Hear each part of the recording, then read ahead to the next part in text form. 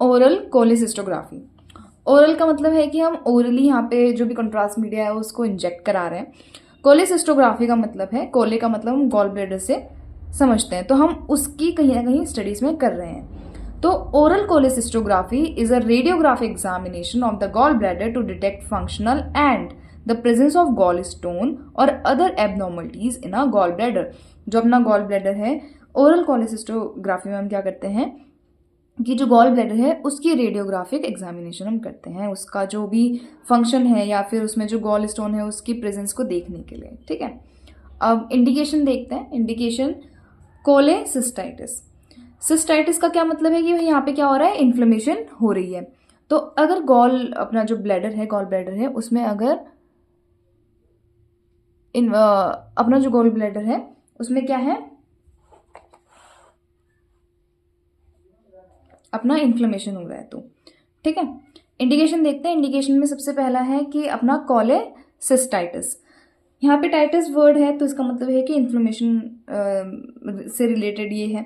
तो कोलेसिस्टाइटिस का क्या मतलब होता है कि अपना गॉल ब्लैडर में इन्फ्लेमेशन होना। ठीक है, फिर है कोलेलिथियासिस। कोलेलिथियासिस का क्या मतलब है कि अगर गॉल स्टोन में गॉल ब्लैडर में स्टोन है तो। ठीक है, neoplasm, the new growth of tumour. Tumour अगर वहां पे उस जगह में कोई भी ऐसे में ट्यूमर या फिर मास दिख रहा है तो। बाइलरी डक्ट स्टेनोसिस मतलब नैरोइंग होना, जो भी बाइलरी डक्ट है उसकी नैरोइंग होना। ठीक है, other anomalies in a gall bladder. Gall bladder में अदर एनोमलीज होना। ठीक है, फिर कॉन्ट्रा इंडिकेशन देखते हैं कि कॉन्ट्रा इंडिकेशन में क्या है, मतलब इस प्रोसीजर को हम कब नहीं करेंगे। पहला है रीनल इम्पेयरमेंट। अगर किडनी का जो फंक्शन है वो प्रॉपर नहीं है तब नहीं करेंगे। फिर है अपना लिवर कार्सिनोमा, लिवर सिरोसिस या अपना लिवर हेपेटाइटिस। ठीक है, तो अगर लिवर कार्सिनोमा हो रखा है या सिरोसिस हो रखा है, लिवर अपना फेल हो रखा है, ठीक है, तो हम नहीं करेंगे। फिर अपना सस्पेक्टेड प्रेगनेंसी है, hypersensitivity to iodine, iodine से हाइपर सेंसिटिविटी है, या फिर कोई भी ऐसे रिसेंट बेरियम की स्टडी हो रखी है तब। ठीक है, कंट्रास्ट मीडिया देखते हैं कि हम इसमें यूज़ कौन कौन सी कंट्रास्ट मीडिया करते हैं। तो पहला है generally iopanoic acid are used in a tablet form, जिनका मार्केट जो ब्रांड है वो है बायोलैप्टिन और टेलेपैग कोलेब्रिन। ठीक, फिर इक्विपमेंट देखते हैं कि हम इक्विपमेंट कौन कौन सी यूज़ कर रहे हैं इसमें। X ray machine with fluoroscopic unit, spot film device and image receptor cassette. अपनी इसमें हम एक्सरे मशीन का यूज़ कर रहे हैं फ्लोरोस्कोपिक यूनिट के साथ, spot film device, image receptor cassette. ठीक है, इनका हम इसमें यूज़ करते हैं। फिर है अपना oral contrast media, the iodinated oral contrast media used in cholecystogram. This contrast media comes in the form of the tablet and it is excreted by the liver. Liver से excrete होता है, therefore it makes the gallbladder visible on the radiograph. अब जो भी हम इसमें oral contrast media use करते हैं उससे क्या होता है कि वो ऐसे अपना टैबलेट के फॉर्म में आता है और लीवर इसको एक्सक्रीट करता है। इसी वजह से ये क्या होता है, गॉल ब्लैडर हमें अच्छे से दिखाई पड़ता है। फिर वही है अपना ब्रांड नेम क्या है, बायोलैप्टिन हो गया, टेलेपैक हो गया। ठीक, फिर तीसरा है फैटी मील। ठीक है, बटर वगैरह हम यहाँ पे रखते हैं जो कि हमको आगे इसकी ज़रूरत हमें पड़ती है। ठीक है, पेशेंट प्रिपरेशन देखते हैं कि पेशेंट प्रिपरेशन में क्या है।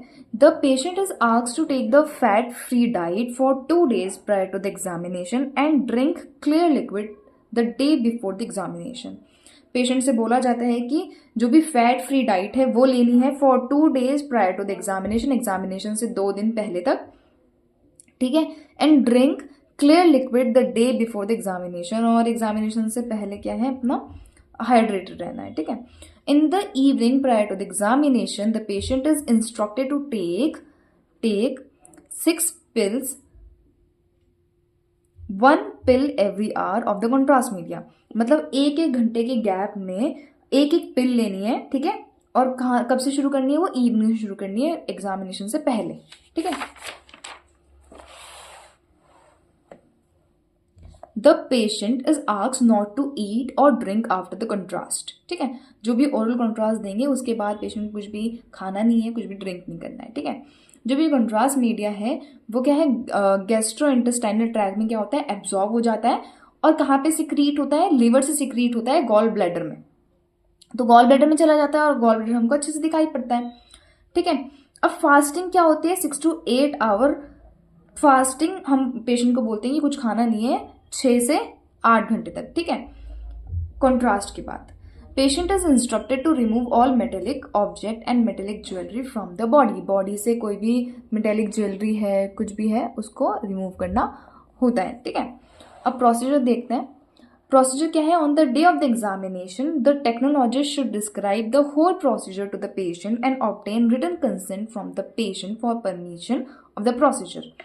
जिस दिन एग्जामिनेशन होना है उस दिन क्या है कि जो भी रेडियोलॉजिस्ट है, अपना जो रेडियो टेक्नीशियन है, वो क्या है, पूरा जो प्रोसीजर है वो पेशेंट को समझाएगा और क्या है, जो भी कंसेंट फॉर्म है उसको ऑब्टेन करेगा। The patient is asked to remove cloth and wear a hospital gown. अब जो पेशेंट है उसको बोला जाता है कि जो भी उनकी जो भी क्लोथिंग है उसको रिमूव करना है और हॉस्पिटल गाउन पहनना है। The patient is placed in a prone position on the X ray table and then a scout film of abdomen is taken to evaluate the presence of the gall bladder.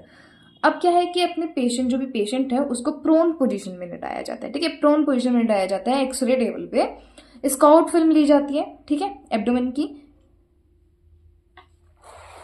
फिर क्या है, the contrast is absorb by the gastrointestinal tract and stored in a gall bladder. The accumulation of the contrast media made it radio opaque and dense. अब जो contrast media है वहां पे accumulate हो गया, आके अच्छे से दिखाई पड़ रहा है, ठीक है। If the gallbladder is visualized, gallbladder visualize होता है in a scout film, then another radiograph is taken in the right lateral position. During right lateral position, the gallbladder will come down by the gravity.